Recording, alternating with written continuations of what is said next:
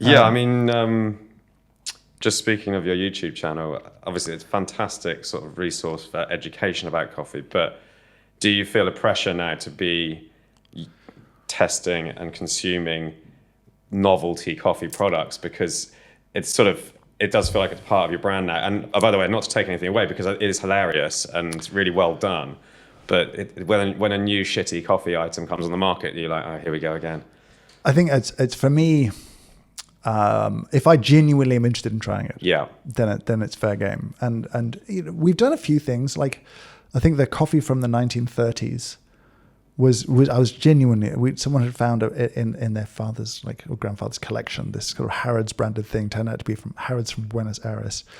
We spoke to Harrods about it, worked out when it was from, raw coffee. And then I roasted it. Oh, it was raw coffee. And brewed it, and I drank it. And so what? Harrods was selling green coffee in the 1930s. So were people roasting at home then? Yeah, 100%. It was quite normal. Roasting at home has a really long history. Okay. That I remember tasting that and thinking, am I going to die? Have I just poisoned myself? Legitimately poisoned? Because I forgot to spit. I kind of I brewed an espresso and sort of sipped it. And I was like, oh no. There's no danger of it being dangerous, is there? We did afterwards send it for mold testing and a variety of toxin testing. Oh, I suppose there is that. But then the roasting ought to take care of that. Depends on the toxin. Well, it depends on it, doesn't it? Yeah. So yeah, it was a bit late because I thought I was going to lose my lunch on camera as well. But yeah, I mean, with some of those things, it's fun to taste them and be a bit upset about them. But I also just want to know, it has to come from a place of genuine curiosity for me of what do coffee creamers actually taste like? There's 6 million of them now. Is it good? Is it horrific? Is it not?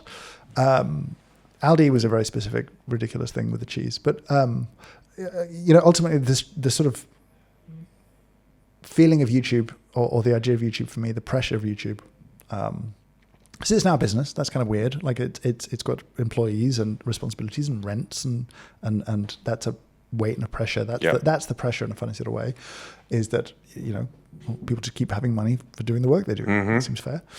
But from a creative standpoint, I've watched so many people find a thing that works, do it to the point that they hate it and their audience is bored. And then they're like, oh no, I'm in this cul-de-sac of creativity where I'm like, I don't want to keep doing the thing, but this is all I've done now for 6 months, a year. And it's worked really well. And then it stopped. And I'm burnt out. The audience is burnt out and we're done.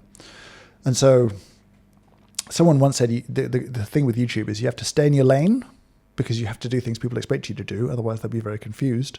If I, start doing whiskey reviews, people will be like, I'm not watching that. Mm-hmm. But you constantly have to be finding ways out of your lane to evolve what you do. And very early on, what we did was a mixture of reviews, practical, useful, unbiased, ideally, or as little bias as I can get away with, product reviews, some brewing guides, and then a constant quest for stuff about coffee that's fun and interesting. Because I think coffee is fun and interesting, and I think that's helped build relationships with an audience. And I think that a part of that allows me to acknowledge the absurdity of who and what I am. And then they can be comfortable being like, you're absurd. And I'm like, I know. And it's okay. And like, it is okay. Great, carry on. And passionate people are very, very funny. There's a reason why for decades, just before the news wraps up, they'd be like, here's this guy who takes his gopher water skiing. And the guys were really into it.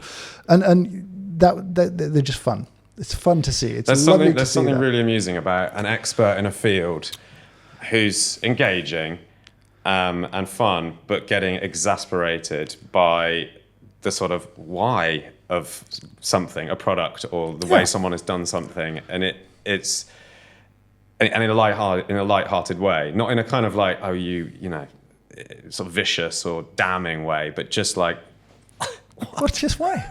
Yeah, I think you're talking about coffee's difficult period. We had no sense of humor about ourselves. Yeah, that's it. Like bartending, probably the same. There was no sense of humor about that. And I think when you could bring some humor back again and be like, look, of course it's ridiculous. You know what I mean? Like, it's absolutely absurd.